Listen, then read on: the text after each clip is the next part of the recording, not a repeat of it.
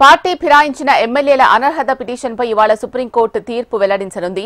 BRS నుంచి కాంగ్రెస్ లో 10 మంది ఎమ్మెల్యేలు చేరారు. దీనిపై అసెంబ్లీ స్పీకర్ నిర్ణయం తీసుకోవడాన్ని సవాల్ చేస్తూ బీఆర్ఎస్ నేతలు సుప్రీంలో పిటిషన్లు దాఖలు చేశారు. ఇప్పటికే పలుమార్లు విచారించిన అత్యున్నత న్యాయస్థానం ఇవాళ తీర్పు వెలువరించనుంది. దీంతో ఏ తీర్పు వస్తుందో అని కాంగ్రెస్ బీఆర్ఎస్ నేతల్లో ఉత్కంఠ నెలకొంది.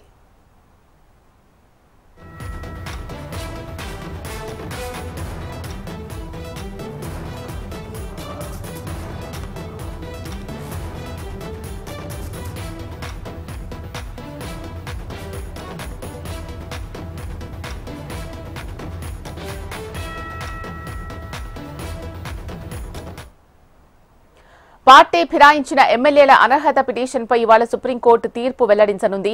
బీఆర్ఎస్ నుంచి కాంగ్రెస్ లో 10 మంది ఎమ్మెల్యేలు చేరారు.